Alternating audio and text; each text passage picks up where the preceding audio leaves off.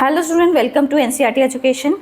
Now we are studying social science textbook for grade 9 part 1 and its book name is Understanding Society, India and Beyond. Okay, we have already complete explanation of chapter 2. Those students who have not watched chapter 2 from my channel, so please first you will visit chapter 2, then you will watch chapter 3. Okay, Atmosphere and Climate. Atmosphere को हिंदी में कहते हैं वायुमंडल और climate को हिंदी में कहते हैं जलवायु।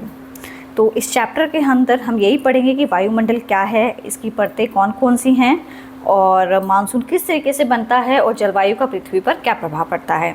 द बिग क्वेश्चंस हम लोग देख लेते हैं। द बिग क्वेश्चंस में फर्स्ट क्वेश्चन जो गिवन है वो ये है, what is the composition of atmosphere. जो एटमॉस्फेयर जो है, वायुमंडल जो है वो किन किन गैसों से मिलकर बना है, उनमें किस गैस की कितनी परसेंटेज है। How do the different layers of atmosphere affect the planet earth. वायुमंडल की अलग परतें पृथ्वी की रक्षा किस तरीके से करती हैं और मौसम तथा जीवन को किस तरीके से प्रभावित करती हैं। What is the mechanism of monsoon, monsoon की हवाएं कैसे बनती हैं और भारत में वर्षा कैसे आती है। How can we reduce our carbon footprint, हमारे द्वारा फैलाए जाने वाला जो कार्बन डाइऑक्साइड का जो प्रदूषण है उसको हम कैसे कम कर सकते हैं। Okay, What do you see when you look up in the sky? You might see the floating clouds, sunshine and feel a breeze as well as. All of these are a result of blanket of air surrounding the earth called the atmosphere. It is pulled down around the earth by gravity and there is a mixture of gases in various proportion vital for the survival of all living beings on the earth. आपको तैरता हुआ बादल, चमकती हुई धूप दिखाई देगी और ठंडी हवा का भी हम लोग अनुभव करते हैं। ये सभी चीज़ें जो हैं पृथ्वी के चारों ओर क्या है, फैली हुई हैं। हवा की जो परत बनी हुई है पृथ्वी के चारों ओर, उसी को हम क्या कहते हैं, वायुमंडल कहते हैं। और वायुमंडल जो है पृथ्वी के और चारों ओर ग्रेविटी की फोर्स के कारण बना हुआ है। वायुमंडल कई प्रकार की गैसों का मिश्रण है और हर गैस की जो परसेंटेज है इसमें अलग अलग होती है। The atmosphere shields us from the harmful radiation coming from the sun, including ultraviolet radiation. तो जो पृथ्वी जो है वो कई प्रकार की जो वायुमंडल जो है वो कई प्रकार की गैसों का मिश्रण है और हर गैस की जो है इसमें मात्रा अलग अलग है। तो वायुमंडल जो है वो कई प्रकार की गैसों के मिश्रण है, हर गैस की मात्रा जो है इसमें अलग अलग प्रेजेंट है। तो ये सभी जीवों के लिए, जीवन जो जीव हैं उनके जीने के लिए अत्यंत आवश्यक है। इसके बिना पृथ्वी पर जीवन संभव नहीं है। किसके बिना? वायुमंडल के बिना। वायुमंडल क्या करता है, सूर्य से आने वाली जो हानिकारक किरणें हैं जैसे कि अल्ट्रावायलेट रेडिएशंस हैं, तो उनको क्या करता है, उनसे हमारी रक्षा करता है। और वायुमंडल जो है सूर्य की कुछ ऊष्मा को अपने अंदर रोक लेता है, जिससे क्या होता है, पृथ्वी का तापमान जो है वो बैलेंस बना रहता है और सारी गर्मी जो है अंतरिक्ष में वापस नहीं चली जाती। Okay, the atmosphere is a key component of earth's weather and climate systems influencing factors such as temperature, humidity, air and pressure. तो वायुमंडल जो है पृथ्वी के मौसम और जलवायु को सबसे महत्वपूर्ण पार्ट है और वायुमंडल जो है टेम्परेचर, ह्यूमिडिटी और एयर प्रेशर जो है उसको प्रभावित करता है, जिससे क्या होता है, वेदर में क्या होता है, हमें चेंज देखने को मिलता है। अभी हम लोग यहाँ समझ लेते हैं ग्रेविटी क्या है। Gravity is a fundamental physical force है ऑफ अट्रैक्शन है, मतलब यह एक आकर्षण बल है। यह पृथ्वी और अन्य वस्तुओं को क्या करती है, अपनी ओर खींचती है। इसी कारण क्या होता है, वायुमंडल जो है पृथ्वी के चारों बना रहता है। अगर ग्रेविटेशनल फोर्स नहीं होती तो हवा अंतरिक्ष में चली जाती। Okay, the force of attraction that the earth mass exist on the object that are on or close to its surface refer to is earth gravity. Can you imagine what would happen if there were no atmosphere. क्या होता अगर यहाँ पे कोई भी वायुमंडल नहीं होता पृथ्वी के ऊपर। Discuss your thoughts with the friends and teachers, तो ये आप अपने फ्रेंड्स के साथ डिस्कस कर सकते हैं। अगर वायुमंडल नहीं होता तो सांस लेने के लिए ऑक्सीजन नहीं होती, मौसम नहीं बनता, वर्षा नहीं होती, सूर्य के जो हानिकारक किरणें हैं वो सीधे क्या होती, सीधी पृथ्वी पर आती और दिन में बहुत अत्यधिक गर्म होता, रात में बहुत अधिक ठंडा हो जाता। पृथ्वी पर जब जीवन जो है वो बिल्कुल भी संभव नहीं होता।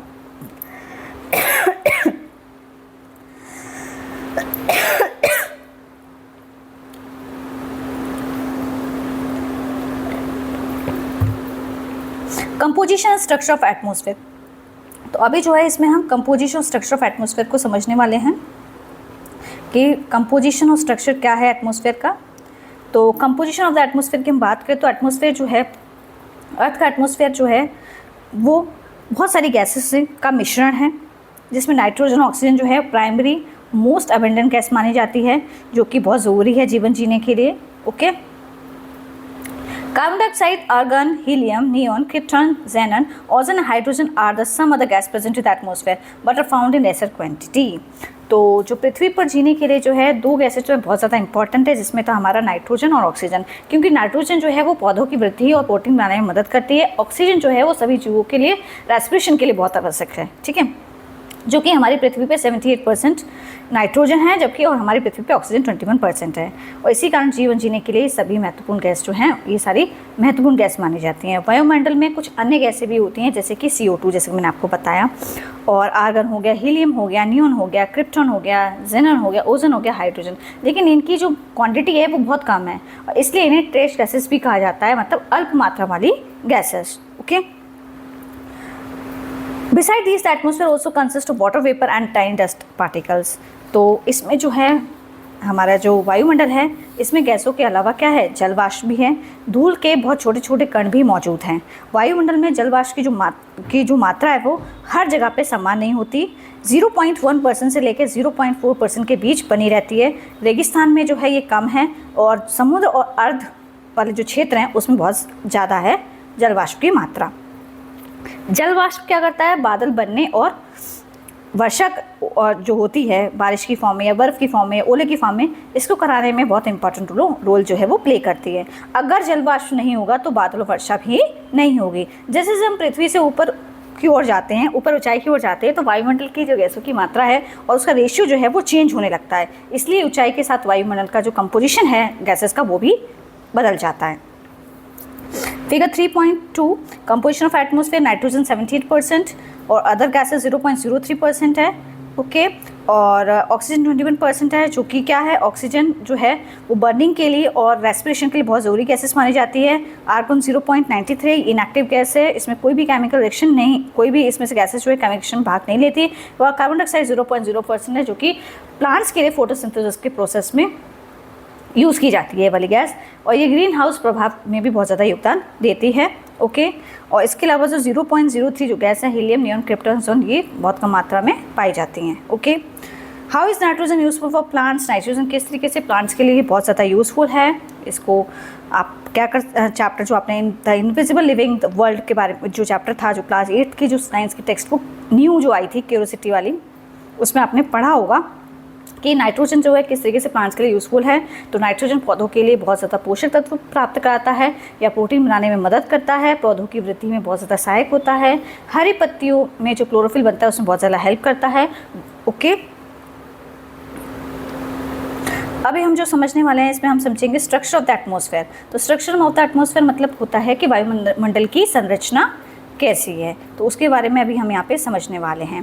The atmosphere has a layer structure, आपने देखा यहाँ पे लेयर स्ट्रक्चर है, कैसे किस तरीके से लेयर स्ट्रक्चर यहाँ पे फिगर 3.3 में शो किया गया। लेयर ऑफ द एटमॉस्फेयर, पहले ट्रोपोस्फेयर, फिर स्ट्रेटोस्फेयर, फिर उसके बाद आप देखेंगे यहाँ पे स्ट्रेटोस्फेयर, मीसोस्फेयर और ये थर्मोस्फेयर, एक्सोस्फेयर। तो ये सारी लेयर्स जो हैं हमें एटमॉस्फेयर में दिखाई गई है एटमॉस्फेयर की। तो इनको हम एक एक करके पहले मैं आपको एक्सप्लेन कर देती हूँ। फर्स्ट जो लेयर जो है एटमॉस्फेयर की वो है ट्रोपोस्फेयर। ओके, और ट्रोपोस्फेयर जो है ये जो है सबसे पहली लेयर मानी जाती है एटमॉस्फेयर की, और इसकी जो हाइट है वो 12 किलोमीटर है।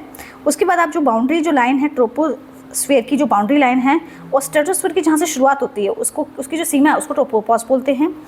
एट स्ट्रेटोस्फेयर पे जब हम आ जाएँ तो उसमें क्या होता है, स्ट्रेटोस्फेयर में यहाँ पे जो एरोप्लेन जो फ्लाई करता है, हवाई जहाज जो है वो इसी लेयर में उड़ते हैं, और ओजोन जो लेयर जो है वो इसी परत में, इसी लेयर में पाई जाती है। उसके बाद जो स्ट्रेटोस्फेयर की जहाँ से बाउंड्री एंड हो रही है और मीसोस्फेयर की स्टार्ट हो रही है उसे हम क्या कहते हैं, स्ट्रेटोपॉज कहते हैं। उसके बाद आती है मीसोस्फेयर, जो कि हमारी ये थर्ड लेयर है। और अब देखेंगे टेम्परेचर जो है वो एल्टीट्यूड के हिसाब से यहाँ पे इंक्रीज़ कर रहा है। यहाँ पे उल्कापिंड पाए जाते हैं जो कि ग्रेविटी के कारण क्या हो जाते हैं, वो जल जाते हैं और पृथ्वी पर नहीं आ पाते हैं। और मीसोपॉज जो है वो मीसोस्फेयर की जो बाउंड्री है उसको ख़त्म करते हैं और थर्मोस्फेयर की बाउंड्री को स्टार्ट करते हैं।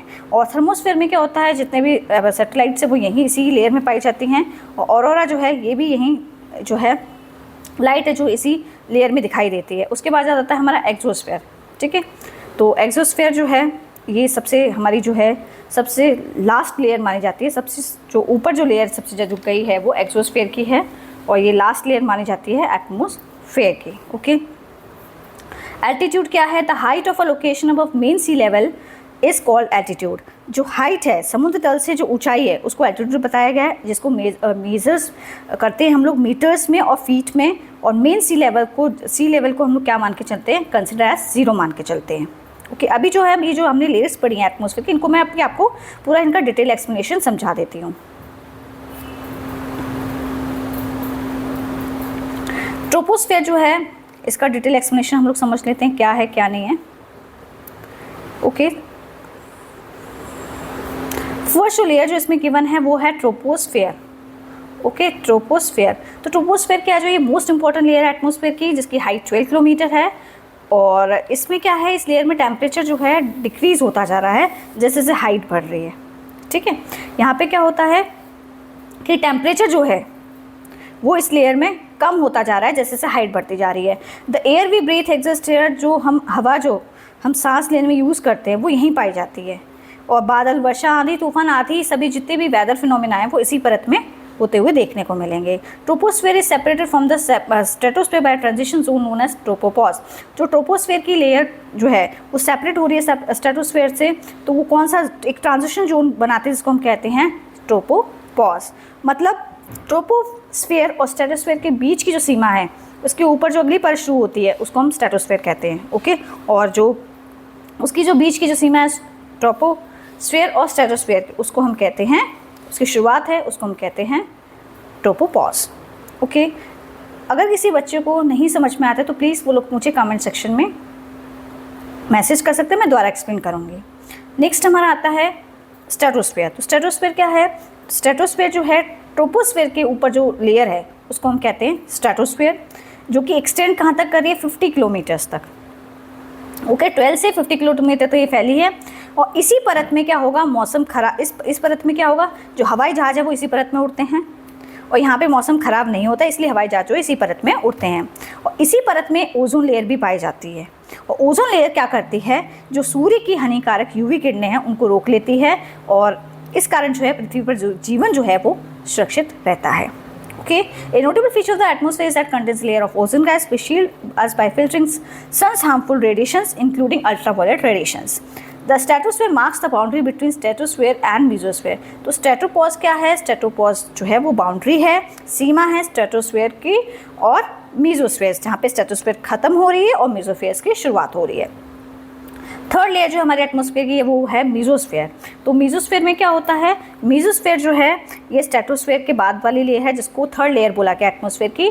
और मेसोस्फेयर की हाइट कितनी है, 80 किलोमीटर तक। ठीक है, इसकी जो हाइट है वो 50 से 80 किलोमीटर मानी जाती है। और इस लेयर में टेम्परेचर जो है डिक्रीज हो रहा है विद इंक्रीजिंग एल्टीट्यूड, मतलब टेम्परेचर तो घट रहा है लेकिन हाइट जो है वो इंक्रीज हो रही है। तो वहाँ पे टेम्परेचर जैसे हाइट इंक्रीज हो रही है टेम्परेचर डिक्रीज हो रहा है। Most meteoroids entering from space burn up in the mesosphere. जितने भी उल्कापिंड अंतरिक्ष आते हैं वो इसी लेयर में क्या हो जाते हैं, वो घर्षण के कारण क्या हो जाते हैं, वो जल जाते हैं और पृथ्वी पर नहीं आ पाते हैं। तो जो मेट्रॉइड्स क्या होते हैं, उल्कापिंड वो होते हैं, एक छोटे पत्थर होते हैं या धातु के टुकड़े होते हैं जो वायुमंडल में घर्षण के कारण, फ्रिक्शन के कारण क्या होते हैं, वो जल जाते हैं। इसलिए अधिकांश जो उल्काए पिंड है वो पृथ्वी तक नहीं पहुंच पाते हैं।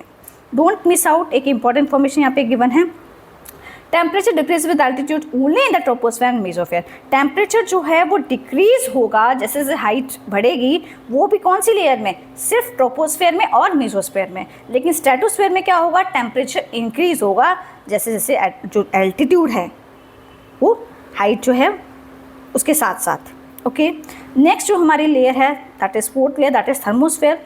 थर्मोस्फेयर जो है यहाँ पे टेम्परेचर जो है बहुत तेज़ी से, अत्यधिक तेज़ी से बढ़ रहा है जैसे जैसे हाइट बढ़ रही है। ओके, तो यहाँ पे जो टेम्परेचर है जो बहुत तेज़ी से बढ़ रहा है जैसे जैसे हाइट बढ़ रही है।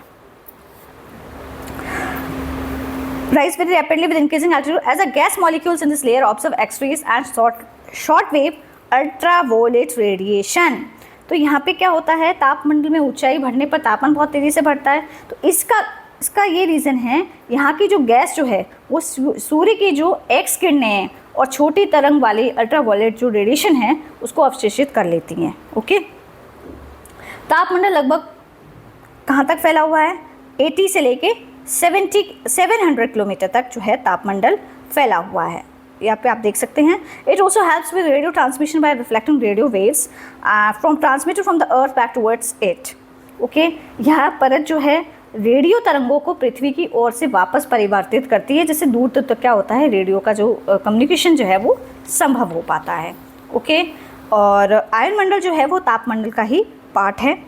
Additionally the northern and southern lights, जो नॉर्दर्न और सदर्न लाइट्स जिसको ऑरास बोला जाता है, वो इसी लेयर में दिखाई देती है जिसको हम बोलते हैं थर्मोस्फेयर। तो ऑरास क्या है उसको हम अभी नीचे एक्सप्लेन, इसको डिटेल में समझ रहे हैं। Okay, the word aura originate from Latin meaning dawn और मॉर्निंग लाइट। तो जो ऑरोरा जो वर्ड है ये लैटिन शब्द से निकल के आया है और इसका अर्थ है भोर या सुबह की रोशनी होता है। इसका नाम जो है एक रोमन की जो देवी थी ऑरोरा, उनके नाम पर रखा गया था, जिन्हें भोर की देवी माना जाता है।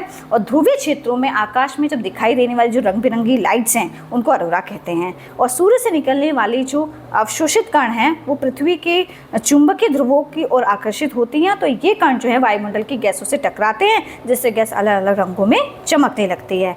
उत्तरी ध्रुव पर जो दिखाई देने वाली ऑरोरा लाइट होती है उनको नॉर्दर्न लाइट्स कहते हैं, और जो सदर्न हेमिस्फीयर पर दिखाई देने वाली ऑरोरा जो लाइट्स होती है उसको सदर्न लाइट्स कहते हैं। ओके,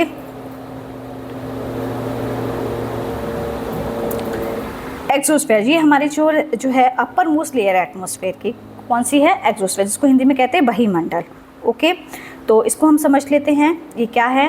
वायुमंडल की सबसे ऊपरी परत को हम क्या कहते हैं, बहिमंडल कहते हैं। ओके, जिसको हम एक्सोस्फीयर इंग्लिश में कहते हैं। Characterised by very thin air, light gases like helium and hydrogen float into space from this layer due to weak gravity. All of these layers play a vital role in the Earth atmosphere process and also affects its weather and climate. तो वायुमंडल की सबसे निचली जो ऊपरी परत है, वो वायुमंडल है, जिसको हम कहते हैं इंग्लिश में एक्सोस्फीयर। और यहाँ हवा बहुत पतली होती है क्योंकि यहाँ पे कम डेंसिटी होती है और इसलिए गैसों के जो कण हैं वो बहुत दूर दूर होते हैं। इस परत में पृथ्वी का जो ग्रेविटेशनल फोर्स है वो बहुत कम होता है। तो इसी कारण क्या होता है, जो हाइड्रोजन हीलियम जो गैसें हैं वो हल्की जो गैसेज है वो अंतरिक्ष की ओर निकल जाती हैं। वायुमंडल की सभी परतें मिलकर पृथ्वी पर होने वाली जो वायुमंडलीय प्रक्रियाएं हैं, जैसे बादल बनना, वर्षा, हवाएं आदि, इनमें बहुत इंपॉर्टेंट रोल प्ले करती है और मौसम तथा जलवायु को भी बहुत ज़्यादा इफेक्ट करती हैं। डोंट मिस आउट, ये एक इंपॉर्टेंट इन्फॉर्मेशन यहाँ पे गिवन है। The air above us exert a significant force on our bodies and yet we do not feel it. This is because air presses on us from all sides and our bodies exert a counter pressure in response.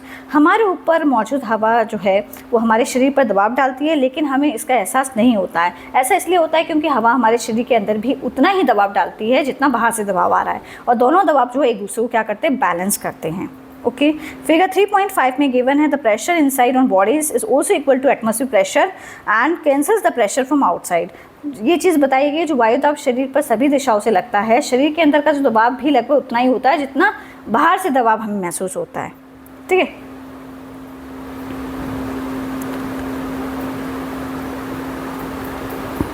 तो ये करती है कि दोनों के जो दबाव है उसको बैलेंस करती है, जो बाहर से जो प्रेशर आता है उसको बैलेंस कर देती है, हटा कैंसिल कर देती है, क्योंकि अंदर भी उतना ही प्रेशर होता है। अभी जो है हम इस चैप्टर के जो इम्पोर्टेंट टॉपिक्स हैं उनको समझेंगे, जो कि हमारा है वेदर एंड क्लाइमेट। ओके, ये इंपॉर्टेंट टॉपिक है जिसको हिंदी में कहते हैं मौसम और जलवायु को हम समझने वाले हैं। Okay,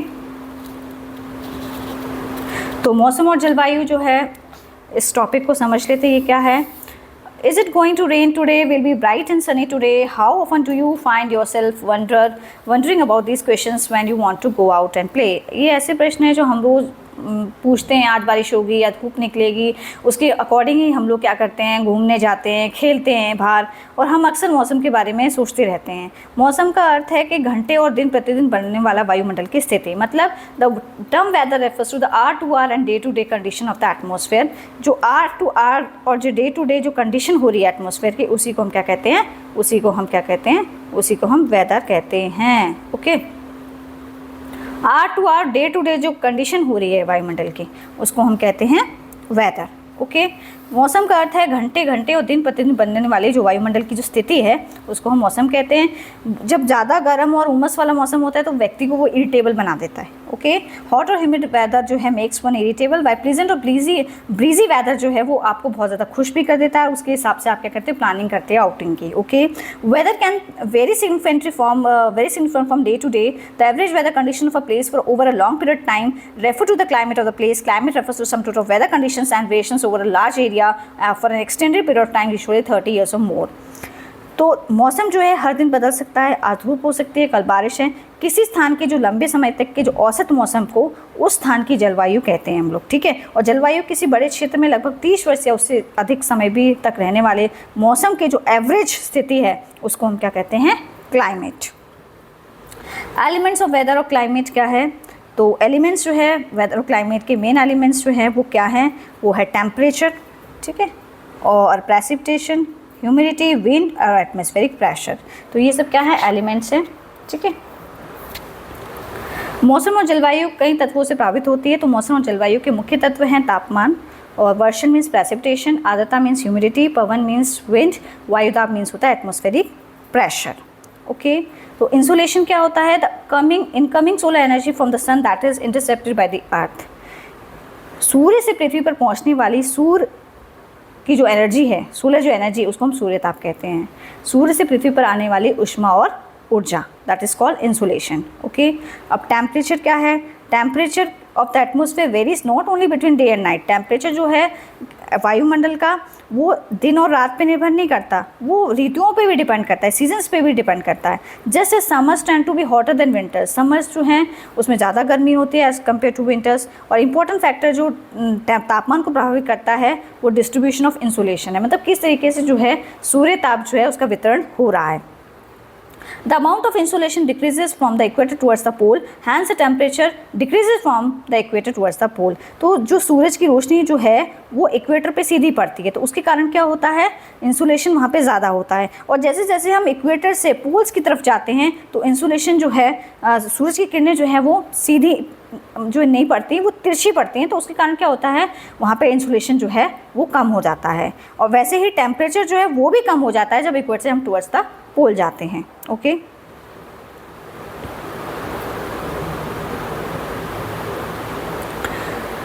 temperature zones of the earth, इसको मैं आपको अच्छे से एक्सप्लेन कर देती हूँ क्या है ये temperature zones of the earth, ठीक है। Temperature zones of the earth जो है ये फिगर 3.6 में गिवन है।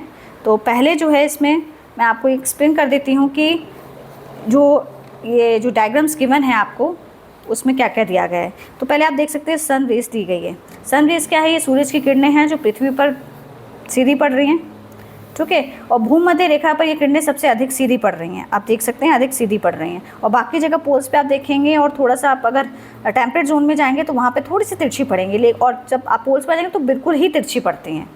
भूमध्य रेखा पर किरणें सबसे अधिक सीधी पड़ती हैं, इसलिए यहाँ सबसे अधिक गर्मी होती है। और ऊपर और नीचे की ओर जो लो एंगल ऑफ इनकमिंग सनलाइट बताता है कि ध्रुवों के पास जो किरणें हैं, जो आप देख सकते हैं लो एंगल ऑफ इनकमिंग सनलाइट ये बताता है कि ध्रुवों के पास, पोल्स के पास जो है वो सूर्य सन की जो रेज हैं वो स्लैंटिंग पड़ रही है, तिरछी पड़ रही है, इसलिए वहाँ कम गर्मी पहुँचती है और मौसम जो है बहुत ज़्यादा यहाँ पे क्या होता है, ठंडा रहता है पोल्स पे, ये नॉर्थ पोल और साउथ पोल पे। ओके, टॉरिड जोन क्या है, टॉरिड जोन जो ये है ये इक्वेटर के पास वाला एरिया है, ये इक्वेटर 0 डिग्री है, उसके ऊपर आप देखेंगे ट्रॉपिक ऑफ कैंसर और ट्रॉपिक ऑफ कैप्रिकॉर्न वाला जो एरिया है इसको टॉरिड जोन बोला गया है। ये 23.5 डिग्री है, यहाँ सूर्य की किरणें लगभग सीधी पड़ती हैं और पृथ्वी जो है सबसे ज़्यादा यहाँ पे गर्म क्षेत्र माना जाता है। ऐसे ही आप नॉर्थ में देख लीजिए, वही चीज़ सेम थिंग चीज़ जो है वो साउथ में भी देखने को मिलेगी। नॉर्थ टेम्परेट जोन में क्या है 23.5 डिग्री से लेके वो 66.5 डिग्री है, ठीक है। और यहाँ तापमान मध्यम रहता, ओ माय गॉड। फिर हम लोग आ जाते हैं नॉर्थ टेम्परेट जोन में, क्या होता है 23.5 डिग्री से लेके हम कहाँ पहुँच के 66.5 डिग्री यहाँ पर। यहाँ पे जो नॉर्थ टेम्परेट जोन में क्या होगा, जो तापमान है वो मध्यम होता है क्योंकि सूरज की रोशनी जो है तिरछी पड़ रही है, गर्मी और सर्दी दोनों ही बैलेंस्ड है यहाँ पे। और ऐसे ही साउथ टेम्परेट जोन में आपको देखने को मिलेगा। फिर अब उसके बाद जाते हैं, उसके बाद आता है हमारा एंटार्क्टिक सर्कल जो है, एंटार्क्टिक सर्कल जो है, एंटार्क्टिक सर्कल जो है उसको यहाँ पे बोला गया फ्रिज जोन्स। हाँ, तो फ्रिज जोन में क्या है, एंटार्क्टिक सर्कल तो उसको बोलते हैं साउथ टेम्परेट जोन को, ठीक है। उसके बाद हमारे फ्रिज जोन आते हैं, ठीक है, तो वो आर्टिक सर्कल वाले एरिया को बुलाता है। तो फ्रिज जोन में क्या है 66.5 से लेके उत्तरी ध्रुव और 66.5 साउथ से दक्षिण ध्रुव तक सूर्य की किरणें जो हैं बहुत तिरछी पड़ती है, इसलिए वर्ष भर ज़्यादा ठंड रहती है। ओके, उसी को फ्रिज जोन बोला जाता है। और नॉर्थ पोल साउथ पोल तो ये है ही, ठीक है, ये 90 डिग्री है और ये 66.5 डिग्री है। एंटार्क्टिक सर्कल पे आप देख सकते हैं, और ट्रॉपिक ऑफ कैप्रिकॉर्न 23.5 डिग्री है, 0 डिग्री है। तो वही चीज़ ऊपर नॉर्थ में भी वही चीज़ सेम साउथ में, साउथ पोल 90 डिग्री के हैं। एंटार्क्टिक सर्कल और जो नीचे है वो अंटार्कटिक सर्कल, ऊपर आर्टिक सर्कल है जो कि ट्रॉपिक नॉर्थ पोल में आर्टिक सर्कल है, जिसको क्या बोला जाता है, जो कि 66.5 डिग्री है। और अगर हम उसमें साउथ में चले जाते हैं उसी को अंटार्कटिक सर्कल बोला गया है। उससे ऊपर की जो रेखा है वो क्या है, ट्रॉपिक ऑफ कैप्रिकॉर्न है, और बीच में जो है इक्वेटर है, और इसके ऊपर कौन सी है, ट्रॉपिक ऑफ कैंसर जो कि 23.5 डिग्री है। ओके, आई होप ये एक्सप्लेनेशन मैंने बहुत ईजीली वे में आपको एक्सप्लेन कर दिया है। अभी हम लोग ह्यूमिडिटी की बात कर लेते हैं। ह्यूमिडिटी क्या है? ह्यूमिडिटी जो है, when water vaporates from the lands and different water bodies it becomes water vapour. भूमि, नदियों और झीलों और समुद्र का जो पानी वो जो है वो गर्म होकर क्या होता है, वाटर वेपर में चेंज हो जाता है। जब हवा में ज़्यादा वाटर वेपर अधिक हो जाते हैं तो आर्द्रता जो ह्यूमिडिटी है वो बढ़ जाती है। और ह्यूमिडिटी का अर्थ होता है हवा में वाटर वेपर की कितनी मात्रा है, जिससे जो है हवा जो है वो उसमें हमें नमी महसूस होती है। गर्म हवा जो है वो ज़्यादा, उसमें जलवाष्प होते हैं तो वो अपने अंदर रख सकती है। गर्म हवा जो है वो अधिक जलवाष्प को अपने अंदर रख सकती है। लेकिन अधिक आर्द्रता वाले दिनों में कपड़े जो है वो देर से सूखेंगे, पसीना जल्दी नहीं सूखता है, और हमेशा चिपचिपाहट और अनकम्फर्टेबल हम लोग को महसूस होता है। ठीक है, ये हमने ह्यूमिडिटी को एक्सप्लेन कर दिया। अभी जो है प्रेसिपिटेशन क्या है, जिसको हम कहते हैं हिंदी में वर्षण, और ये किस किस फॉर्म में होती है। It occurs when a part of the atmosphere becomes saturated with water vapour which condense and precipitates और falls on the earth due to gravity. जब हवा में जल वाष्प बहुत अधिक हो जाती है तो वह कंडेंस होकर क्या होता है, पानी की बूंदों में बदल जाती है। तो वर्षण के कारण क्या होता है, डिजल होता है। डिजल मीन्स फुहार, वर्षा मीन्स रेन होता है, और स्नो मीन्स हिमपात, स्लीट मीन्स स्लीटी होता है, हेल मीन्स ओले होते हैं। ओके, तो ये मैंने आपको सारे टर्म्स जो हैं एक्सप्लेन कर दिए। मेन फैक्टर्स क्या हैं जो प्रेसिपिटेशन को प्रभावित करते हैं? तो मेन फैक्टर्स जो प्रेसिपिटेशन को प्रभावित करते हैं वो है प्रिवेलिंग विंड्स, किस तरीके, कहाँ से कौन सी हवाएं चल रही हैं, पर्वत और ऋतुएं। ठीक है, When precipitation falls on the earth in the liquid form, जब precipitation liquid form में अर्थ पे आता है तो उसको तो हम बारिश कहते हैं। It is called rain. Okay, rain is the most common form of precipitation. Lowers the temperature of a place. Rain जो है most common, मतलब आसा जो है इस तरीके का precipitation तो आमतौर पे देखने को मिलता रहता है। Lowers the temperature of a place. A long absence of rainfall, जहाँ पे अगर बारिश नहीं होती बहुत लंबे समय तक तो वहाँ पे ड्राई क्लाइमेट हो जाता है, सूखा शुष्क मौसम जो है वो क्रिएट हो जाता है। जलवायु जो है वहाँ की शुष्क हो जाती है अगर लंबे समय तक वर्षा ना हो तो उस क्षेत्र में। भूमिगत जल, जो most of the ground water जो है वो रेन वाटर से ही आ रहा है। भूमिगत जल का अधिकांश भाग जो है वर्षा के पानी से ही बनता है। Most of the ground water is collected from the rain water. Atmosphere pressure देख लेते हैं। The pressure accepted by the weight of the air on the earth surface is called air pressure. जो प्रेशर एक्सिट कर रहा है weight of the air पे earth surface के ऊपर, पृथ्वी के चारों ओर मौजूद जो हवा का अपना भार होता है, यही भार जो है पृथ्वी की सतह पर क्या डालता है, दबाव डालता है। और इसी दबाव को हम लोग क्या कहते हैं, इसी दबाव को हम प्रेशर, एयर प्रेशर कहते हैं। As we go higher in the atmosphere, जैसे जैसे हम हायर एटमोसफेयर में ऊंचाई की ओर जाते हैं तो प्रेशर जो होता है वो फॉल्स रैपिडली, तो वो प्रेशर जो है घट जाता है। जैसे जैसे हम ऊंचाई पर जाते हैं हमारे ऊपर की हवा जो है, हवा की जो मात्रा है वो कम हो जाती है, इसलिए वायुदाब जो है वो तेज़ी से घट जाता है। समुद्र तल में क्या होता है, ये वायुदाब सबसे ज़्यादा होता है क्योंकि वहाँ ऊपर में क्या होता है, वायुमंडलीय जो हवा होती है उसमें वेट होता है। ऊंचाई बढ़ने पर यह दबाव जो है वो बहुत कम हो जाता है और पृथ्वी की सतह अलग अलग स्थानों पर क्या करती है, वो वायुदाब का वितरण जो है मुख्य रूप से वहाँ के तापमान पर निर्भर करता है। जहाँ तापमान सबसे ज़्यादा होगा तो वहाँ की जो हवा है वो गर्म होगी, तो गर्म हवाएं क्या होती हैं, वो हल्की होती हैं तो वो ऊपर चली जाती है, ऊपर उठने लगती है। और ऊपर उठाने के कारण उस स्थान पर क्या होता है, हवा की कमी हो जाती है, तो वहाँ पे क्या होता है, निम्न वायुदाब बन जाता है, लोअर प्रेशर का क्षेत्र बन जाता है। ओके, और निम्न वायुदाब वाले क्षेत्र में बादल बनते हैं, वर्षा होने की संभावना अधिक रहती है और टेम्परेचर जो है वो कम हो जाता है। हवा जो है बहुत ज़्यादा ठंडी रहती है। जब ठंडी हवा भारी होती है तो इसलिए नीचे की ओर बैठ जाती है, जिससे क्या होता है, उच्च वायुदाब का क्षेत्र बनता है। और उच्च वायुदाब वाले क्षेत्रों में मौसम जो है सबसे ज़्यादा साफ होगा और धूप वाला होगा और ड्राई होगा। हवा हमेशा हाई प्रेशर से क्या होता है, लो प्रेशर की ओर बहती है और यही हवा का जो प्रभाव है वो आगे चलकर क्या कहलाता है, विंड कहलाता है। ओके, तो chapter you can refer to chapter 8 of the grade 8 science text book curiosity to learn more about this. तो आपने जो चैप्टर 8 है क्लास 8 की साइंस टेक्स्ट बुक में, क्यूरियोसिटी बुक में, इस चैप्टर के बारे में, एटमॉस्फेयर प्रेशर के बारे में उसमें आपने पढ़ा होगा, समझा होगा।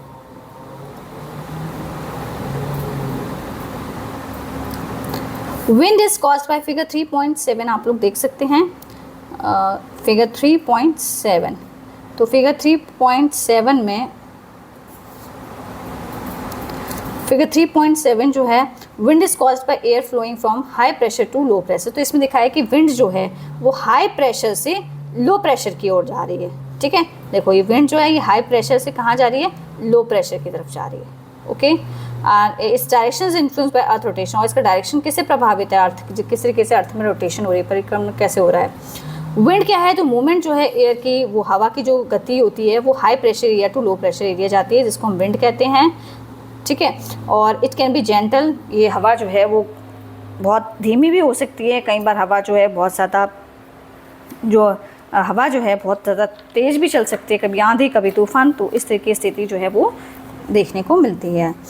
तो पवन कभी हल्की मंद हो जाती है तो कभी बहुत तेज़ चलती है। हवा के प्रभाव को हम सूखे पत्तों का उड़ने से पता चलता है हवा का प्रभाव कैसा है, या धूल उड़ रही है उससे पता चल जाता है, या बहुत तेज़ तूफान आया है उससे हम पता लगाते हैं। पेड़ जो हैं वो अगर उखड़ के गिर जाते हैं तो उससे हम समझ जाते हैं कि हवा जो है बहुत स्ट्रॉन्ग चल रही है।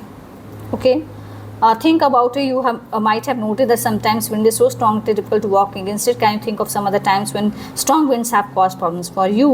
तो जब बहुत तेज़ हवा चलती है तो उससे आपको भी कई बार समस्याएं हुई होंगी।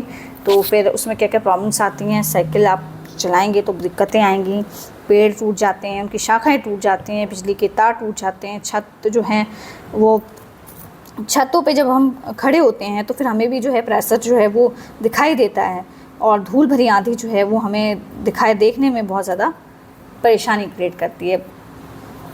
Okay, don't miss out, winds are named after the direction they blow from, for example the wind blowing from the west it is called windy। Wind जो है जिस डायरेक्शन से चलती है उसी डायरेक्शन से वहाँ से उसका नाम पड़ जाता है। अगर हवा जो है वो वेस्ट दिशा से चले तो उसको हम वेस्टर्ली बोलेंगे, अगर विंड ईस्ट दिशा से चले तो हम ईस्टर्ली बोलेंगे। ठीक है, तो पवन का नाम जो है, हवा, पवन को, विंड को हिंदी में पवन कहते हैं, उस दिशा के आधार पर कहता है जहाँ से वो चलती है। अगर हवा वेस्ट से चलती है तो उसे हम पश्चिमी पवन कहेंगे, जिस वजह से कि हम इसको कहते हैं वेस्टर्ली। अभी आप देख सकते हैं ये विंड स्पीड्स और उसके इफेक्ट्स के बारे में बताया है कि विंड की कितनी क्या स्पीड होती है। जब काम होती है विंड तो 0.1 की स्पीड होती है, 0 से 1 किलोमीटर की स्पीड होती है, काम होती है। स्मोक राइजेस वर्टिकली जो है चलती रहती है। लाइट ब्रीज होगी तो 6 से 11 किलोमीटर तक। इसमें क्या होगा, विंड आपको, हवा जो है आपके फेस पे फील होगी। लीव्स रस्टल जो है, पत्ते जो है उन पे रस्टल की आवाज़ आएगी। And ordinary when moves by wind, ordinary when जो है विंड के थ्रू मूव करेगा। स्ट्रॉन्ग ब्रीज होगी 30 से 49 किलोमीटर तक फैलेगी। तो लार्ज ब्रांचेस जो है उसके हवा के साथ जो है वो स्वे कर जाएंगी। अम्ब्रेला यूज़ करना बहुत मुश्किल हो जाएगा। स्टॉर्म होगा तो 103 से लेकर 117 किलोमीटर तक का स्टॉर्म होगा। तो ये रेयरली एक्सपीरियंस किया जाता है, very rarely and usually accompanied by, और ये बहुत ज़्यादा तबाही लेके आती हैं। Okay,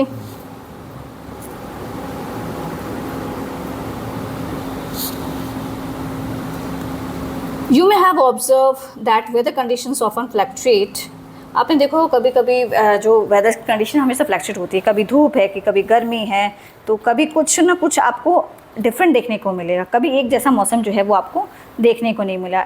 sometimes even with in single day, एक सिंगल डे में आपको कई बार धूप भी देखने को मिल जाएगी, कभी बारिश भी होती हुई दिख जाएगी, कभी हवा भी चलती हुई दिख जाएगी।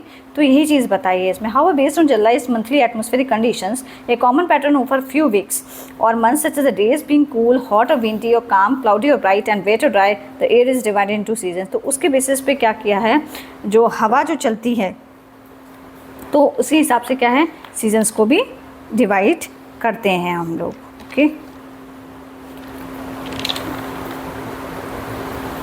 ठीक है। कई बार क्या होता है, हवा तेज़ चल रही होती है तो शांत है, आकाश बादलों से ढका हो तो साफ़ है, मौसम वर्षा युक्त, गीला या सूखा हो जाता है। तो इस समय मौसमी विशेषताओं के आधार पर वर्ष को अलग अलग ऋतुओं में क्या करते हैं, हम लोग बांट देते हैं।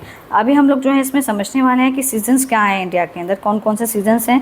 तो क्लाइमेट जो है, जो भारत की जो जलवायु है वो कैसी जलवायु है, वो ट्रॉपिकल मानसून है। ट्रॉपिकल मानसून का मतलब होता है उष्णकटिबंधीय जो है मानसून ही है, मतलब गर्म जलवायु होती है और मुख्य रूप से इसी वजह से क्या होता है, मानसून होता है। विंटर सीजन की हम बात करें, इंडियन मेट्रोलॉजिकल डिपार्टमेंट जो है उसने सीजन्स को 4 भागों में बांटा है। तो विंटर सीजन है पहला। तो विंटर सीजन में क्या होता है, विंटर सीजन में विंटर सीजन में क्या होता है, जनरली कहाँ से शुरुआत होती है विंटर सीजन की, तो विंटर सीजन को शीत ऋतु भी बोलते हैं और इसकी शुरुआत जो है दिसंबर से अप्रैल से स्टार्ट, और दिसंबर टू अप्रैल तक होती है। ठीक है, और इसे स्टार्ट होता है दिसंबर से और अप्रैल में ये ख़त्म हो जाता है। साल के सबसे ठंडे महीने जो है दिसंबर और जनवरी के होते हैं इसमें, ठीक है। और when the average temperature in the north west is around 10 to 50 degree Celsius, temperature increases towards the equator reaching around 20 to 25 degree Celsius in mainland India south east. Uttar Paschim means north west Bharat में इस समय जो average temperature जो होता है वो 10 degree Celsius से 15 degree Celsius रहता है। और जैसे जैसे हम भूमध्य रेखा की ओर बढ़ने लगते हैं तो तापमान जो है वो बढ़ने लगता है, टेम्परेचर बढ़ने लगता है। साउथ ईस्ट भारत में यह लगभग 20 से लेकर 25 डिग्री सेल्सियस तक पहुँच जाता है। ओके, समर प्री मानसून ग्रीष्म या मानसून पूर्व ऋतु, तो ग्रीष्म ऋतु जो है वो अप्रैल से जून तक रहती है, जबकि नॉर्थ वेस्ट भारत में या जुलाई तक चल सकती है, ठीक है। पश्चिमी और दक्षिणी भारत में अप्रैल सबसे गर्म महीना माना जाता है और उत्तरी भारत में मई में जो सबसे ज़्यादा गर्मी होती है। भारत के अधिकांश आंतरिक भागों में इस समय जो है टेम्परेचर औसतम 30 डिग्री सेल्सियस से 40 डिग्री सेल्सियस बना रहता है। मानसून और रेनी और एडवांसिंग मानसून बोला जाता है इसको। द मानसून सीजन जो जनरली स्पेंस फ्रॉम, ये जो सीजन है स्टार्ट होता है जून से सितंबर। The season is dominated by the humid south west summer monsoon. तो ये सीजन की शुरुआत क्या होती है, जब साउथ वेस्ट से क्या होती है, जो क्या बोलते हैं दक्षिण पश्चिमी हवाएं जो हैं अपने साथ नमी लेके आती हैं, तो एडवांस मानसून आता है which slowly sweep across the country, और फिर पूरी देश के अंदर जो है लेट मई और अर्ली जून तक फैल जाता है। मानसून रेन की जो शुरुआत होती है begins to receive from north India, तो जब मानसून लौटता है तब दक्षिण भारत जो है विशेषकर तमिलनाडु में अधिक वर्षा होती है। अक्टूबर की शुरुआत में क्या होता है, मानसून जो है उत्तर भारत में वापस जो है लौटना शुरू कर देता है, और फिर जब मानसून लौटता है तो जो साउथ वाला पार्ट है इंडिया का typically receive more rainfall during this time, और for example Tamil Nadu. Okay, post monsoon retreating monsoons, ठीक है। पोस्ट मानसून जो है ये सीज़न जो है लास्ट रहता है अक्टूबर से दिसंबर तक। ओके, इसमें क्या होता है, in north west India October and November are usually cloudless. Monsoon के बाद जो है ऋतु अक्टूबर से दिसंबर तक रहती है, तो नॉर्थ वेस्ट भारत में अक्टूबर और नवंबर के दौरान जो है आकाश जो है ज़्यादातर साफ़ रहता है और बहुत कम बादल होते हैं।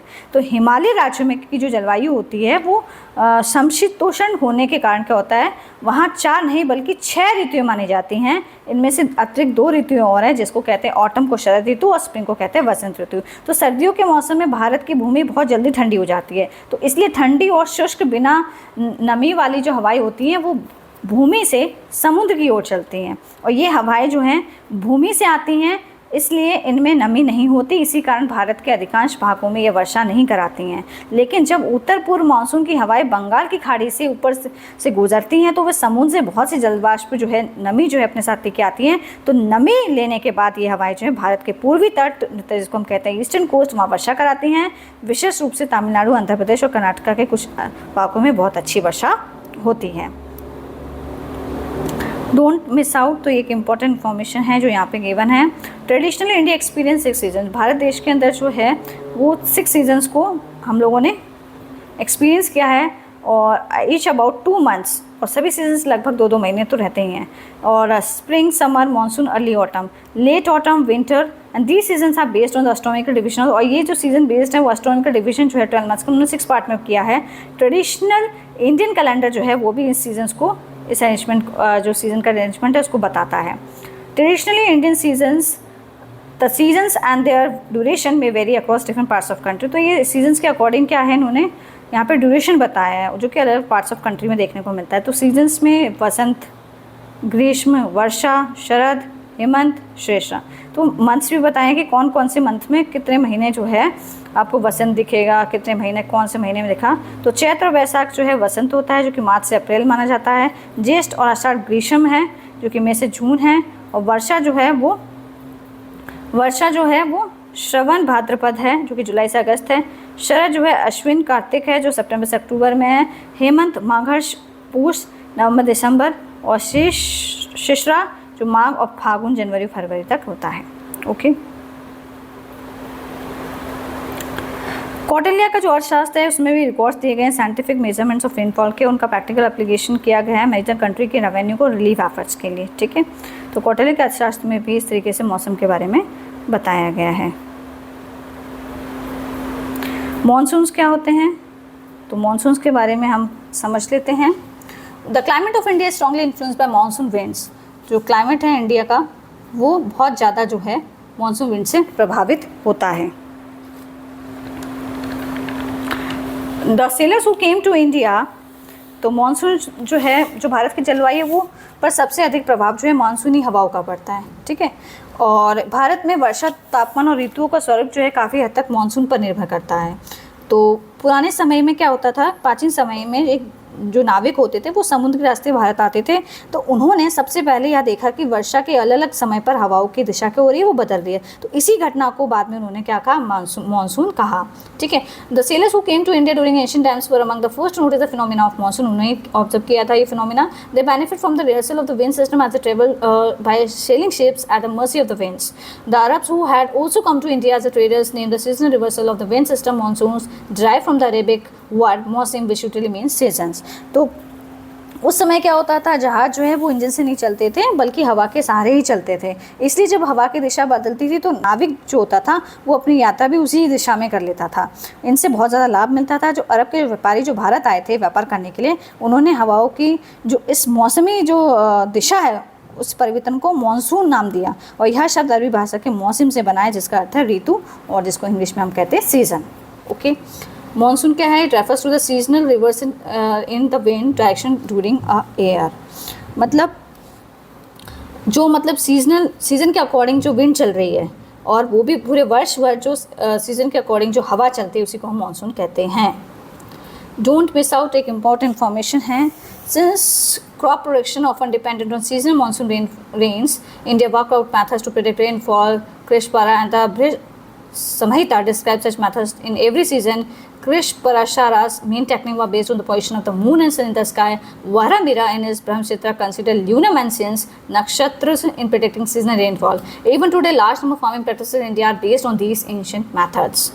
तो इसको हम समझते, पहले जो है खेती जो है पूरी तरह मानसूनी वर्षा पर निर्भर थी, तो इसलिए भारतीय लोगों ने वर्षा का पहले से ही अनुमान लगाने के कई तरीके विकसित कर लिए थे। तो प्राचीन भारतीय ग्रंथ हुआ करते थे जैसे कृषि पराशर और बृहद संहिता ने वर्षा का अनुभव जो है लगाने की अनेक विधियों का उन्होंने वर्णन किया है। तो कृषि पराशर में वर्षा का जो अनुमान है वो सूर्य और चंद्रमा की स्थिति देखकर लगाया जाता था। और प्रसिद्ध जो विद्वान थे वारावीर ने अपनी पुस्तक बृहद संहिता में नक्षत्रों के आधार पर उन्होंने वर्षा का अनुमान लगाने की विधि बताई। आज भी भारत में कई ऐसी जगहें हैं जहाँ पे किसान खेती जो है वो समय और वर्षा के अनुमान के अनुसार करता है, और इस प्राचीन तरीकों का आज भी हम लोग क्या करते हैं, यूज़ करते हैं। ओके, मॉनसून विंड्स जो हैं वो सीजनल विंड्स होती हैं। मॉनसून हवाएं ऐसी हवाएं होती हैं जो ऋतु के अनुसार अपनी दिशा क्या करती हैं, बदलती हैं। तो मानसून जो है वो दो प्रकार का होता है, ठीक है। तो वो कौन कौन सा होता है, साउथ वेस्ट और नॉर्थ ईस्ट। साउथ वेस्ट और नॉर्थ ईस्ट मानसून होता है। तो south west monsoon is also known as summer monsoon. तो साउथ वेस्ट मानसून मतलब कि जो हवा दक्षिण पश्चिम से आती हैं तो उनको समर मानसून बोला गया है। Is characterise by the winds blowing from sea to land across the Indian Ocean. तो इसमें क्या होता है, इसमें जो हवा है ना वो क्या करती है, वो सी से लैंड की तरफ जाती है इंडियन ओशन में, अरेबियन सी में and the bay of Bengal between June और सितंबर में। It is mainly cause by unequal heating of land and the sea. और इस वजह से होता है जब अनइक्वल हीटिंग होती है लैंड और सी की।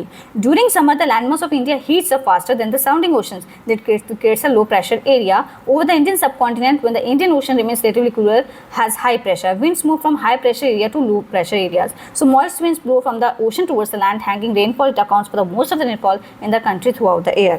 तो मानसून जो है वो दो प्रकार का होता है, दक्षिण पश्चिम मानसून और उत्तर पूर्व मानसून। तो दक्षिण पश्चिम जो मानसून होता है मतलब साउथ वेस्ट मानसून जो होता है ये मतलब इसको हम लोग समर मानसून कहते हैं।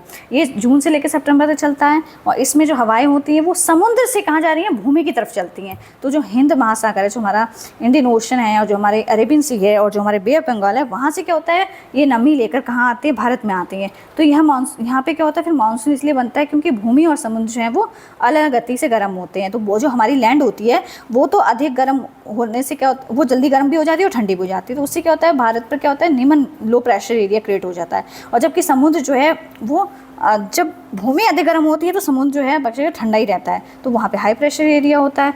तो ये सारी जो एक्टिविटीज़ हैं वो इसी कारण होती हैं। हवाएं जो है हमेशा हाई प्रेशर से लो प्रेशर पे की ओर चलती हैं। तो इसलिए समुद्र से जो नमी वाली हवाएं आती हैं वो भारत की ओर आती हैं और वो क्या करती हैं, वर्षा कराती हैं। भारत में होने वाली जो ज़्यादा से ज़्यादा बारिश होती है, अधिकांश वर्षा जो होती है वो साउथ वेस्ट मानसून से ही होती है। ओके, साउथ वेस्ट मानसून से ही होती है। उत्तर पूर्व मानसून जो है वो शीतकालीन मानसून कहलाता है, जो कि विंटर्स मानसून है, जिसको नॉर्थ ईस्ट मानसून कहते हैं। Occurs in India from October to फरवरी ये शुरू हो जाता है। और during the season India land mass cool faster in the surrounding oceans creating high pressure area over the land and low pressure area over the season. सर्दियों में क्या होता है, भारत की जो भूमि होती है समुद्र की तुलना में जल्दी ठंडी हो जाती है, तो इससे भूमि पर क्या होता है, हाई प्रेशर बनता है और समुद्र पर लो प्रेशर बन जाता है। तो इसलिए हवाएं जो भूमि से समुद्र की ओर क्या करती हैं, चलती हैं। ओके, मॉनसून का अर्थ क्या होता है, एक वर्ष के दौरान ऋतु के अनुसार हवाओं की दिशा का बदलना। और लूनर मैंसन क्या होता है, लूनर मैंसन को नक्षत्र भी बोला जाता है। ये जो आकाश जो होता है, आकाश को ये 27 भागों में बांटती हैं। चंद्रमा लगभग 27 दिनों में पृथ्वी का एक चक्कर लगाते हुए हर दिन एक नए नक्षत्र में दिखाई देता है। प्राचीन भारत में इन्हीं नक्षत्रों के आधार पर क्या होता था, जो हमारा वेदर है, मौसम है और वर्षा का क्या करते थे, हम प्रिडिक्शन करते थे उस टाइम पे। ओके,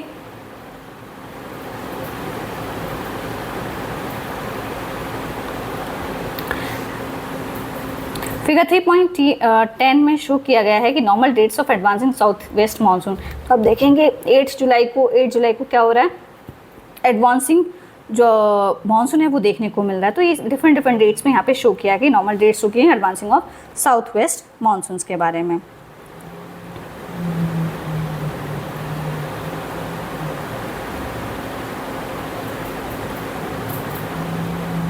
ऐसा ही नॉर्मल रेट्स यहाँ पे रोटेटिंग मानसून की शो की गई हैं फिगर 3.11 में। As a result, cool and dry winds blow from land to sea. These winds generally do not bring rainfall to most part of India. However, when the northeast monsoon winds pass over the Bay of Bengal, they pick up moisture and cause rainfall in eastern coast of India, especially Tamil Nadu, Andhra Pradesh and parts of Kerala. अगर मैं इसको पढ़ूंगी तो बहुत ज़्यादा जो है time लग जाएगा, तो मैं इसको इस तरीके से ऐसे ही बता देती हूँ।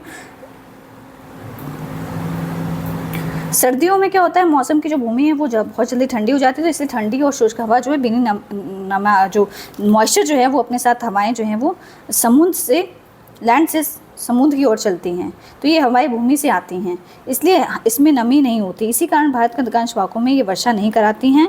और लेकिन जब उत्तर पूर्वी मानसून की हवाएं बंगाल की खाड़ी से ऊपर की ओर गुजरती तो समुद्र से बहुत सारा वाटर वेपर अपने साथ लेके आती हैं।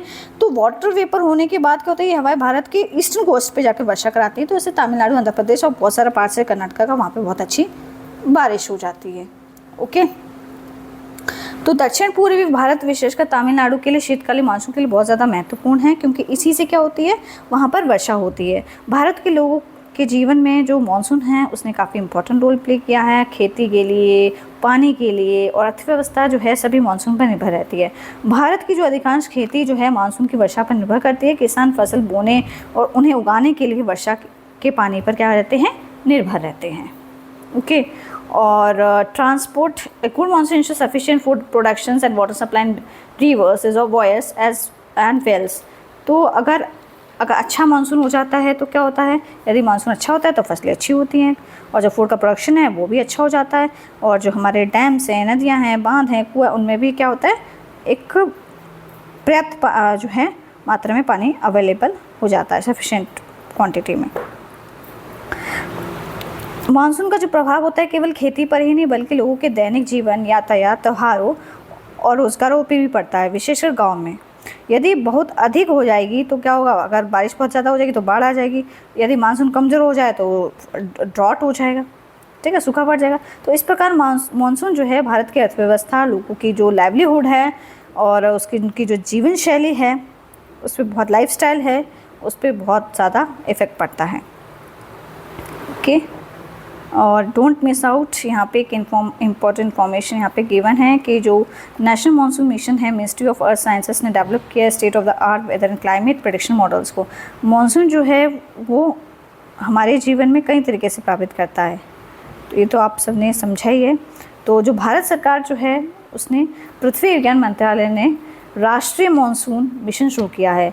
इस मिशन के अंतर्गत क्या है, आधुनिक मौसम जलवायु का प्रिडिक्शन करना और उन्नत जो है मॉडल विकसित किए जाएं। और इस मिशन का मुख्य उद्देश्य है कि हर समय अवधि जो है वो कम, मध्यम और लंबी अवधि के लिए जो मानसून की जो भविष्यवाणी है उसकी हमें जो है एक सटीक जानकारी मिल सके। और मिशन मौसम का उद्देश्य ये भी है कि भारत को मौसम और जलवायु विज्ञान के क्षेत्र में क्या करना है, विश्व का सबसे फर्स्ट नंबर वाला कंट्री बनना है। इस मिशन का लक्ष्य ये भी है कि भारत को वेदर रेडी, मौसम के लिए तैयार करना और क्लाइमेट स्मार्ट जलवायु के अनुसार सक्षम बनाना, ताकि भारत जो है वैश्विक मानों पर खरा उतार सके। इसका उद्देश्य मौसम और जलबल जो हमारी जो वेदर है और हमारा जो क्लाइमेट है उससे संबंधित जो सेवाएं हैं उनको भी बहुत अच्छा बेहतर बनाना। यह समय पर और सटीक मौसम का जो अवलोकन है, मॉडल तैयार करना, भविष्यवाणी उपलब्ध करने का प्रयास करना, ये सभी जानकारी खेती की और आपदा प्रबंधन की जो डिजास्टर मैनेजमेंट है और डेवलपमेंट प्रोग्राम्स हैं तो कई क्षेत्रों के लिए उपयोगी होती है, जैसे कि लोगों की सुरक्षा और विकास जो है हो सके, उसमें मदद मिल सके। Okay, climate change last topic है। One of the most important urgent challenges that the earth is facing today is the climate change। तो कल क्लाइमेट चेंज क्या होता है? जलवायु परिवर्तन। आज पृथ्वी के सामने सबसे बड़ी और जो गंभीर समस्याओं में से एक है वो है जलवायु परिवर्तन।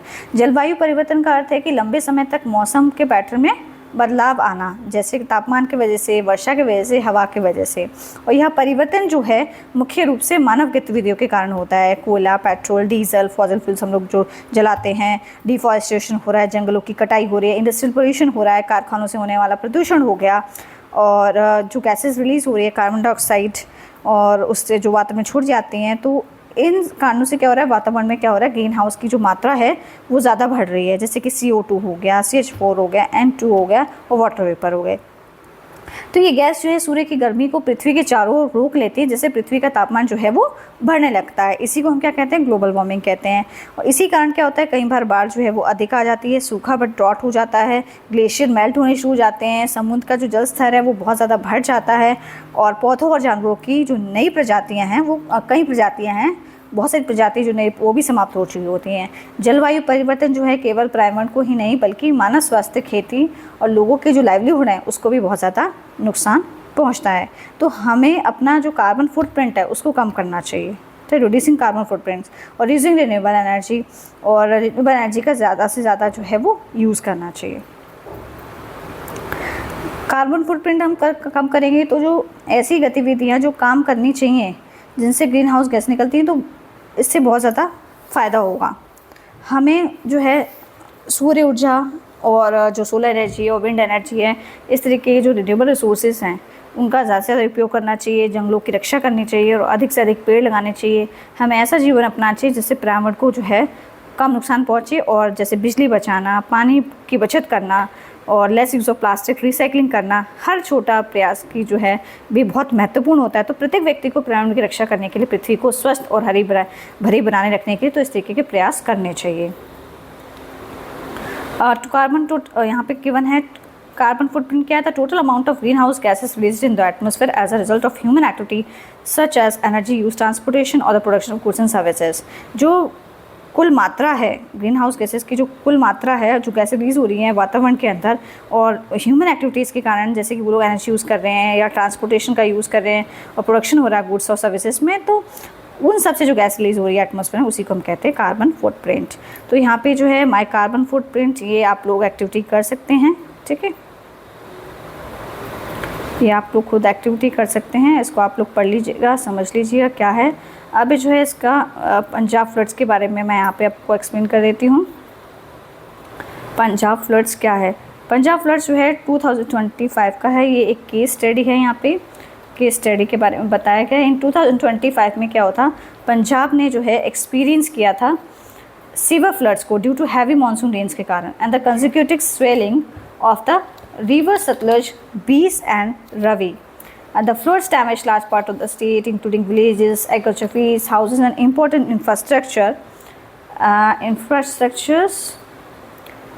including villages, agriculture fields, houses, and important infrastructure such as road, bridges. While the water started to recede in some places and relief operations were carried out, the overall impact was devastating. The state suffered heavy economic losses and social disruptions and environmental damage, underscoring the urgent need for improved flood management and preparedness. तो ये जो है एक case study है, पंजाब में flood आया था 2025 के अंदर, तो वहाँ तब की जो है ये इन्होंने केस स्टडी यहाँ पे बताया है कि पंजाब में जो है बाढ़ आई थी, बहुत ज़्यादा बारिश हुई थी, मानसून की जो बारिश हुई थी उसके कारण, और कंजिक्यूटिंग स्वेलिंग हुई थी। नदी जो सतलज, बीस और रवि जो है वहाँ से ओवरफ्लो होने लग गया था पानी, तो उस वजह से बहुत ज़्यादा जो है डैमेज हुई कुछ स्टेट्स। तो उसमें विलेजेस हैं और जो खेत वगैरह हैं, घर हैं और इंपॉर्टेंट स्ट्रक्चर, रोड बेसिस, सब सारी चीज़ें जो हैं वो डैमेज हो गई। वेल, जबकि वाटर जो है started to recede in some places and relief operation were carried out. तो नदियाँ अपने किनारों से बाहर बहने लगी, तो इससे क्या हुआ, बाढ़ आ गया। तो बाढ़ जो है वो उतरने लगा, तो कई बार क्या हो गया, बहुत सारे रिलीफ ऑपरेशंस भी किए इसके लिए और बहुत बुरा इम्पैक्ट पड़ा इसका, विनाशकारी जो है हमें इम्पैक्ट देखने को मिला। और जो स्टेट थी उसने बहुत ज़्यादा, उसको आर्थिक नुकसान हुआ और सामान्य जीवन और सामाजिक व्यवस्था को भी बहुत ज़्यादा लॉस पहुँचा। एनवायरमेंटल भी डैमेज हुआ, ठीक है। और फिर इस इम्प्रूव फ्लड मैनेजमेंट को, बाढ़ प्रबंधन को बुलाया गया और पहले से तैयारियां भी नहीं हुई थी। तो ये सब चीज़ें हुई। तो इसमें पूछा है कि कारण क्या थे कि जो फ्लड आया था, तो उसमें नेचुरल और ह्यूमन मेड फैक्टर्स थे जिसकी वजह से जो है फ्लड आया था। कारण थे पंजाब में फ्लड आने के नेचुरल ह्यूमन मेड कॉजेज़ थे। तो वो कॉजेज़ क्या हैं, नेचुरल कॉजेज़ क्या थे कि जो 2025 में पंजाब में बहुत ज़्यादा हैवी मानसून रेन जो है हुई थी, जो कि वेस्टर्न डिस्टर्बेंस जिसको हम कहते हैं पश्चिमी विक्षोभ के कारण हुई थी। वो जो है अपने साथ पश्चिमी हवाएं अपने साथ बहुत ज़्यादा मॉइस्चर लेके आई थी, तो उस कारण क्या हुआ था, बहुत ज़्यादा बारिश हुई थी। It rain not only in Punjab, बारिश सिर्फ पंजाब में नहीं हुई थी, हिमाचल प्रदेश, जम्मू कश्मीर में भी हुई थी। और बहुत सारी नदियाँ जो हैं पंजाब, सतलज, बीस, रवि और घाघर, ये ऑलरेडी फ्लो तो कर रही थी और हैवी बारिश के कारण ये अपने और ज़्यादा जो है इनके जो है किनारों से पानी जो है वो और ज़्यादा बहने लगे, तो इसी कारण क्या हो गई, बाढ़ आ गई। वैन एडिशनल रेनफॉल, जब बहुत ज़्यादा बारिश हुई तो water from the hills and local rainfall जो है उसे रिवर ओवरफ्लो होने लग गई और सीवर फ्लड होने लग गया बहुत सारे पार्ट्स में पंजाब के अंदर। वर्षा का पानी जो था वो नदियों में लिया, इससे नदियाँ जो अपने किनारों से बाहर बहने लगी और कई क्षेत्रों में भीषण बाढ़ आ गई। ह्यूमन मेड कॉजेज़ क्या थे, floods for further activate by weak and old river. कई बार क्या होता है, नदी के जो क्या कहते हैं किनारे होते हैं, तटबंध होते हैं, बहुत से कमज़ोर होते हैं और धूसी बांध होते हैं, तेज़ी से भरते हैं, पानी का नहीं रोक पाते हैं, जिससे बाढ़ और अधिक गंभीर हो जाती है। तो लोगों ने नदियों के पास जो घर बने थे उनको और खेत वगैरह होते हैं उनका बहुत ज़्यादा नुकसान हुआ। इससे बाढ़ के पानी की जो फैलना, जो बाढ़ का जो पानी जो फैला था उसमें प्राकृतिक जगह जो है वो कम हो गई थी। तो बहुत सारे रीजंस हैं उसके लिए। Some areas flood warnings came late, और वहाँ पे जो है जो फ्लड वार्निंग वाला सिस्टम था वो पहले से नहीं था, लोग पहले से तैयारी नहीं थी वहाँ पे कि इस तरीके की जो है प्रॉब्लम क्रिएट हो जाएगी। तो ये सारे फैक्टर्स जो है इंक्रीज़ करते हैं damage cause by the floods को, ओके। और लोगों के घर बने हुए थे, फॉर्म्स थे नदियों के किनारे, तो वो सब पूरे जो है फ्लड वाटर की वजह से पूरे जो है वो सब बर्बाद हो गए। और बहुत सारा जो नदियों का जो गाद था, बहुत सारा कीचड़ था, वो सारा जो है कलेक्ट हो गया रिवर्स और डैम्स में। उससे क्या हो गया, उससे वो कैपेसिटी नहीं थी उनकी होल्ड करने की, कैरी करने की वाटर को, ठीक है। और बहुत लेट जो है लोग को जो है इसके बारे में अवेयरनेस मिली है, लोग जो है अवेयर भी नहीं हो पाए। तो यहाँ पे फ्लड्स फिगर 3.12 में शो भी किया गया कि फ्लड्स जो पंजाब में आए हैं, तो यहाँ की रोड, सड़कें, सब जो बिजली का जो पोल है ये भी इसमें पूरा डूब गया है इसके अंदर।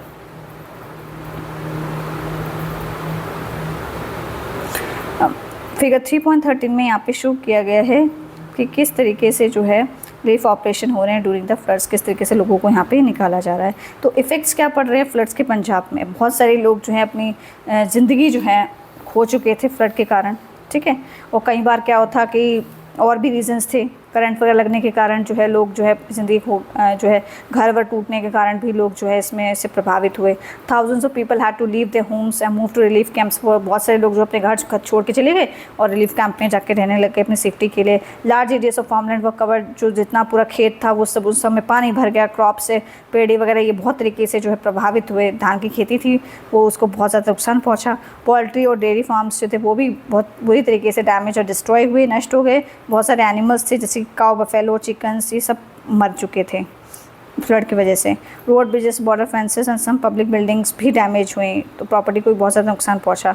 मर्की स्टैंडिंग वाटर, जो कि कीचड़ वगैरह, गाद भरा जो पानी था, उससे बहुत सारे लोगों को हेल्थ के इश्यूज़ होने लग गए, जिसमें कि वाटर बॉर्न डिजीज़ हुई सैनिटेशन कंसर्न्स की वजह से। मतलब लोगों को टाइफॉइड, डायरिया, सारी बीमारियाँ जो हैं उससे लोग प्रभावित हुए, ओके। आई होप ये वीडियो आपको अच्छी लगी होगी, तो so please like, share, subscribe my channel. Thank you.